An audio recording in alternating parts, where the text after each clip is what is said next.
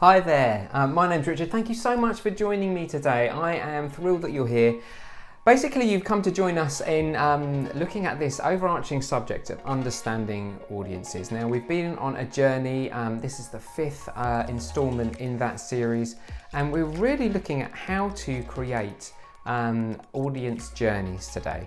Up until this point, we've looked at a number of different things such as researching audiences, gathering insights, defining your audience, understanding the business challenge, all of that good stuff. And stick around today to understand more about understanding your audience journey. Thanks very much.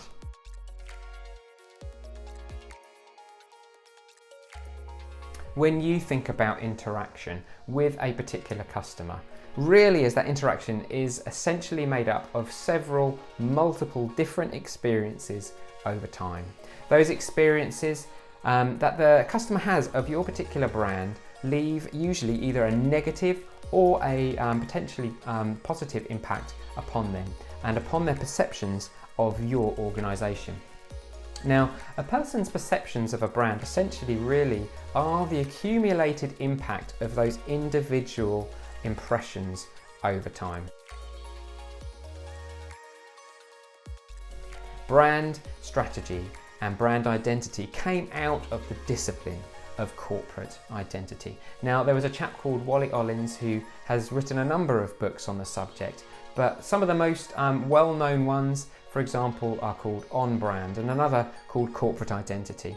Now, at the time, he was really clarifying and identifying this newly developed discipline whereby managing a brand's experience for their customer was very highly aligned to business success, and he walked people through how to do that. Now, what's happened since that time is that there's been a number of ways that the brand experience that customers have fragmented and have grown into a very broad and proliferated experience. Once maybe you would have received a letter from a particular company.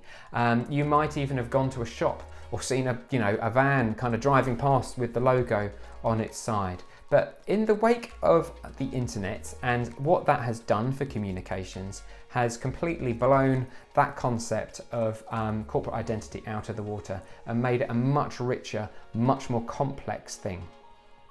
It has now mushroomed into this integrated experience across digital, physical, social platforms and many in between. Additionally, the impact that the internet has had upon businesses also meant that they're no longer able to monopolise particular markets in the way that they once did.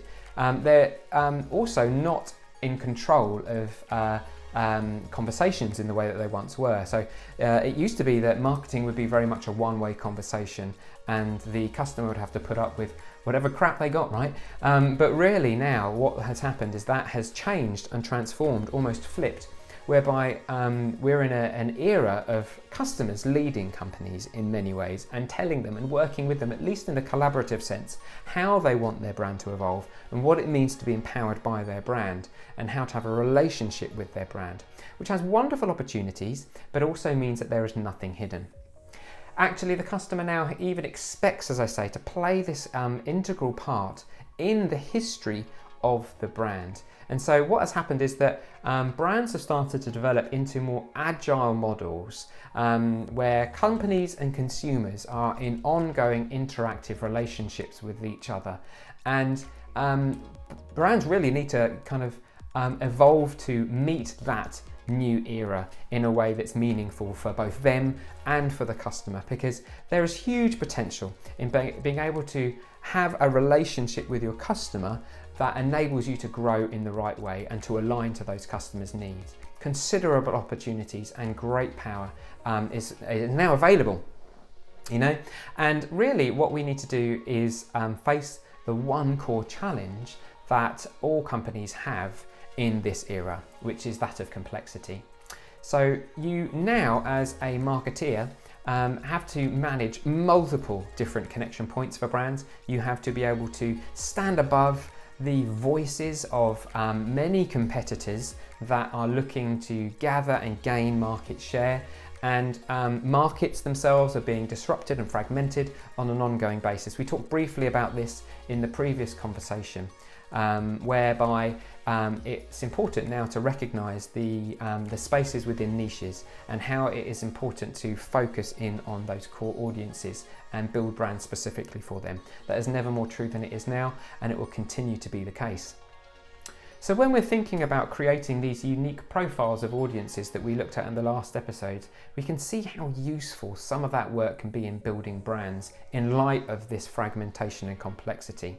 So in a similar way, each brand will have its own audience, but each of those different audiences will have their own journey. Now remember when we talked about those different touch points and those brand experiences that help to influence somebody's perception of said brand, right?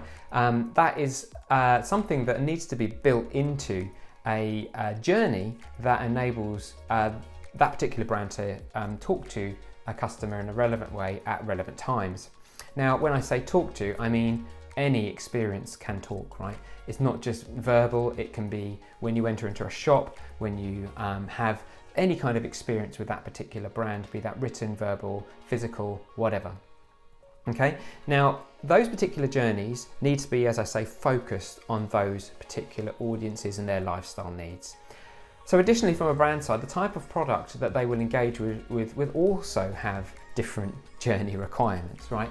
And so as you kind of see that you have complexity within audiences, you have complexity within their journeys, and then the particular type of kind of acquisition process or experience that those different types of brand experiences or different products will provide, there is a lot of complexity there. So this is why, as a reminder, it's critical for you to research and understand how your audiences behave. You can find this out from both qualitative and quantitative perspective when you're doing your research. If you want more information on that, as I shared earlier, there's a couple of talks we did prior to this that really broke down the research process to help find some of those insights. And understanding audience journeys are very much part of that, so I recommend you review those if that's helpful. So when we think about doing this audience research, for example, you might want to consider doing interviews to understand the type of experience that they are having and how they feel about them. You can also dive deeper into the discovery side of stuff in terms of how they engage with the particular products or services and their preferences, their media uses, the platforms they use to get content or engage with those brands. Now, one tool that we didn't talk about in the research module that is really helpful here is something called ethnographic research. So it's super helpful in these instances to gather real data about how people treat and relate to brands, products and services. So ethnographic research is where you as a researcher act as a distant observer to a particular subject to see how they behave in their natural environment without a researcher's interference. I say distant, you can be close up, but the point of it is that you are an observer. You're not managing the process in any way other than to give some instruction around what you want them to do. You want them to be as natural as possible. Things like video diaries or secret shopping are examples of ethnographic research. Now, the benefit of this type of research is that they might be able to have an inflated perception if you were to interview them of their real true experience, right? But it's only when you draw close, when you observe them in their natural habitat as much as possible. Sounds like I'm talking about watching birds or something, but it really is a matter of you just observing, being present and helping them to create as much of a real-time experience as they would naturally have when relating to a product and services. What's it like for them to be at home to open a cat food tin for their cat? When do they do it? What point do they feel the guilt that the cat is hungry enough, right? Will lead to insights that otherwise wouldn't be able to gain if you just spoke to them. Because they might say, oh, I'll feed them at 6 o'clock. But actually when you watch them in real time, their management of how they feed their cats could be vastly different and could be quite erratic, for example, rather than as rigid as they might state.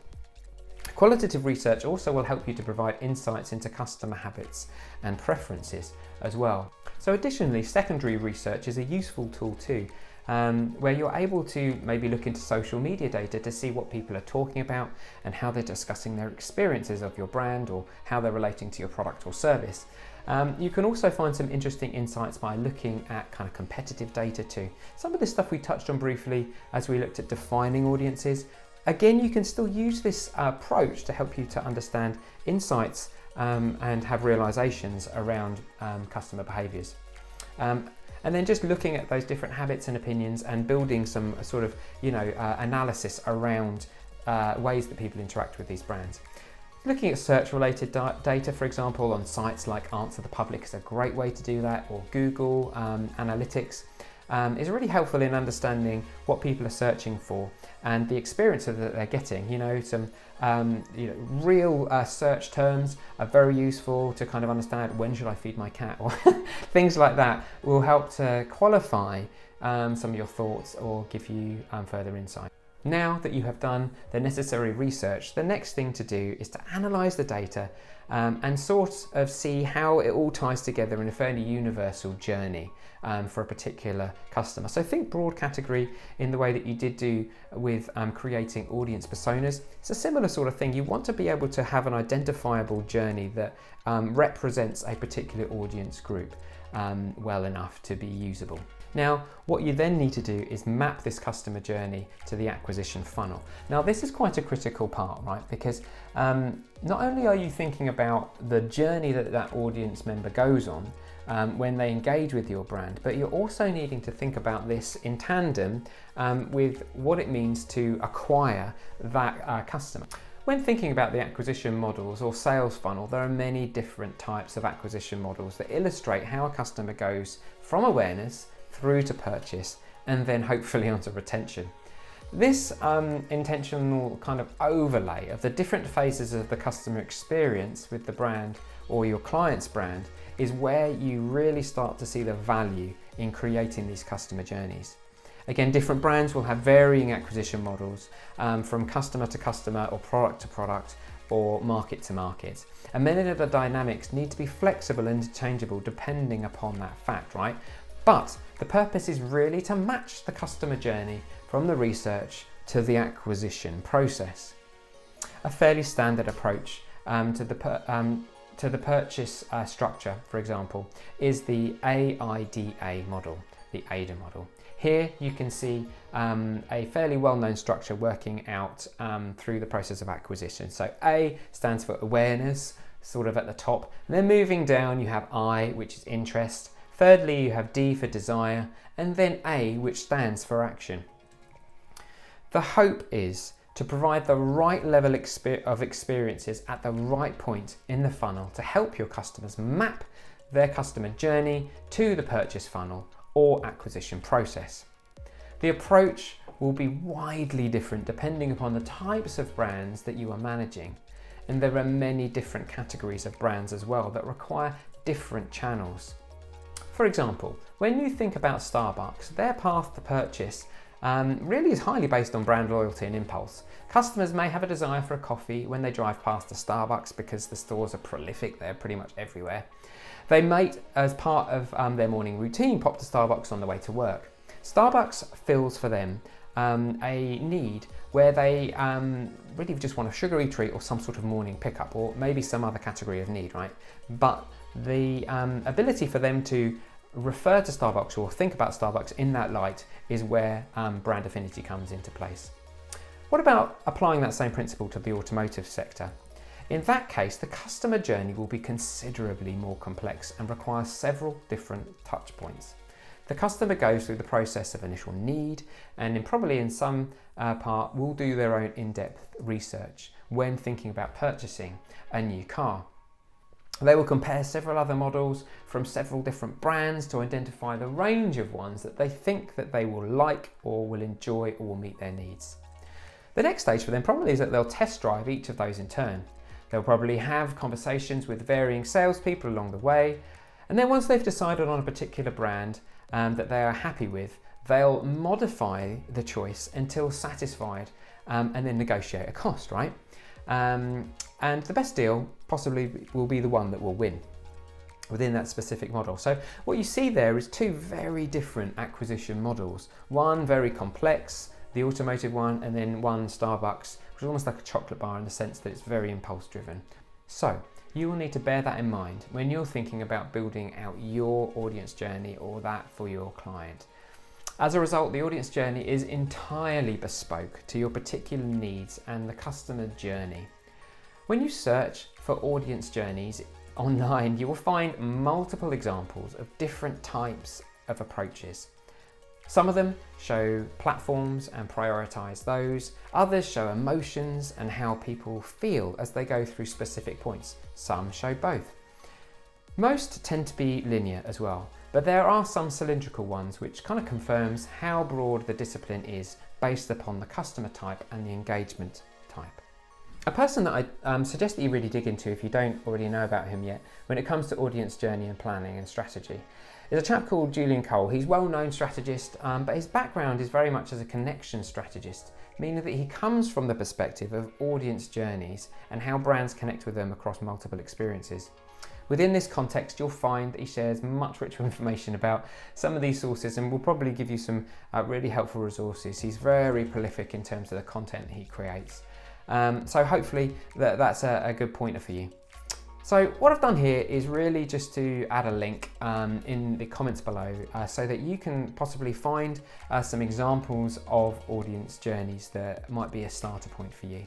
They're there really just to give you a heads up and to provide you with some structure, but really again, you're going to need to get into your brand, you're going to need to know your audience, you're going to need to know the particular journey that you want your customers to go on depending upon a number of different factors.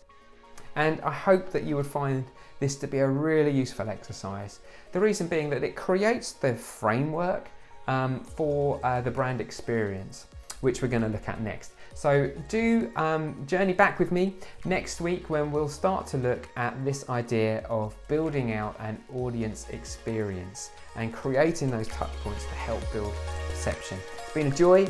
I look forward to connecting again. Thanks for your time.